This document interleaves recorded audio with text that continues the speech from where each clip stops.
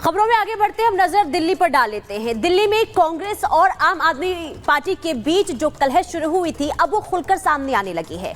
कांग्रेसी नेताओं ने दिल्ली में हार का ठीकरा आम आदमी पार्टी पर फोड़ दिया है, जिसके बाद से ही आरोप प्रत्यारोप का दौर अब शुरू हो चुका है। रिपोर्ट देखिए।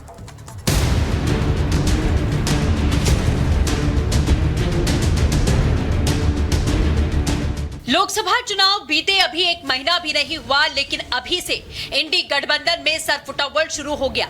इंडी के लोकसभा में मिली हार के लिए एक दूसरे पर आरोप प्रत्यारोप करने लगे। प्रधानमंत्री सहित बीजेपी के कई दिग्गज नेताओं ने चुनाव के बाद इंडी में सरफुटअव्वल की भविष्यवाणी पहले से कर दी थी। अब पीएम मोदी की वही भविष्यवाणी सही साबित हो रही है। दिल्ली में हार को लेकर कांग्रेस और आप के बीच बयानबाजी शुरू हो गई है। कांग्रेस की दिल्ली में मिली करारी हार के लिए आप के भ्रष्टाचार को जिम्मेदार ठहराया। देखिए, मुझे लगता है जिस तरीके से अरविंद केजरीवाल जी की आबकारी नीति में जिस तरीके से उनका रूप सामने आया, जिस तरीके से उनकी इन्वॉल्वमेंट सामने आई है, उसका नुकसान कांग्रेस पार्टी को दिल्ली में हुआ। अगर हम आम आदमी पार्टी के बिना दिल्ली में चुनाव लड़ते तो जिस तरीके से देश भर में कांग्रेस को सीट्स मिली हैं, दिल्ली में भी हम जीतते। जो हमारे कैंडिडेट इतना वोट लेके गए हैं, कहीं ना कहीं एक्साइज स्कैम का जो दाग आम आदमी पार्टी पे लग गया है, उसका नुकसान हमें हुआ है। दिल्ली में अभिषेक अकेले नेता नहीं है जिन्हें हार की वजह आपका भ्रष्टाचार दिखा। अभिषेक के अलावा कांग्रेस नेता देवेंद्र यादव ने दिल्ली में हार के लिए आपको जिम्मेदार ठहराया। देवेंद्र यादव ने कांग्रेस के 15 साल की शासन की याद दिलाई। उन्होंने आरोप लगाया कि अब केजरीवाल सरकार के राज में दिल्ली की स्थिति दयनीय है। हालांकि दिल्ली सरकार के मंत्री सौरभ भारद्वाज ने सोच समझकर बोलने की नसीहत दे दी। ऐसा कि पूरी दिल्ली में हालात है, चाहे वो दिल्ली के एयरपोर्ट हो, चाहे वो दिल्ली के रेलवे स्टेशन हो, पॉश कॉलोनीज हो या रूपनगर जैसा ये क्षेत्र हो, 2 ट्रेन लगी है यहाँ पर फंसी गाड़ियों को निकालने के लिए।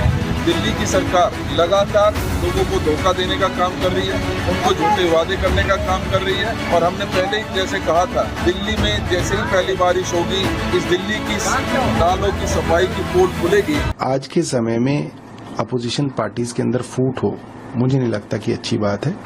जो लोकल लीडरशिप है अलग अलग राज्यों की, वो अपनी अपनी बात कह सकते हैं। कांग्रेस पिछले 2 बार से 2015 में 70 में से उनको 0 सीट मिली, 2020 में 70 में से 0 सीट मिली।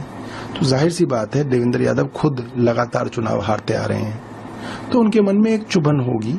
मगर मुझे लगता है कि एक बड़े लेवल पे हम लोग अलायंस का हिस्सा है। हम सब जो इस सब छोटी जो है तू में उनके साथ नहीं पड़ना चाहिए। दिल्ली में जल संकट को लेकर पहले कांग्रेस सड़कों पर उतरकर केजरीवाल सरकार का विरोध कर रही थी और अब लोकसभा चुनाव में हार के लिए केजरीवाल सरकार के भ्रष्टाचार को जिम्मेदार ठहरा रही है।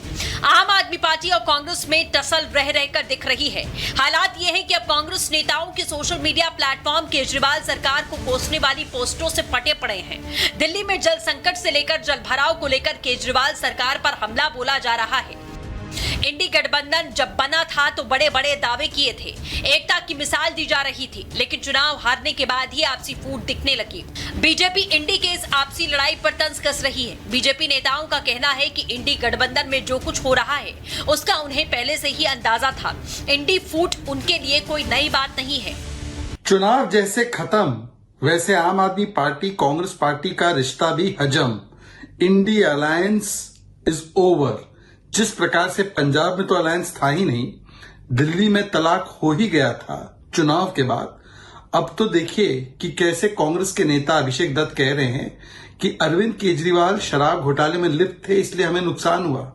कांग्रेस आम आदमी पार्टी को भ्रष्टाचार के ऊपर कैसे नुकसान हुआ उसकी वजह से वो ज्ञान दे रही है।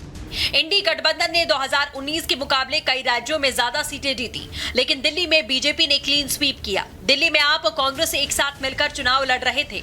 हालांकि चुनाव के दौरान भ्रष्टाचार, स्वाति मालीवाल सहित कई मुद्दे सामने आए, जिसका इंडी को नुकसान हुआ। यही वजह है कि अब कांग्रेस दिल्ली में हार के लिए आप पर ठीकरा फोड़ रही है। ऐसे में देखने वाली बात यह है कि दिल्ली आप और कांग्रेस का साथ कब तक चलता है। Bureau report, Republic Bharat.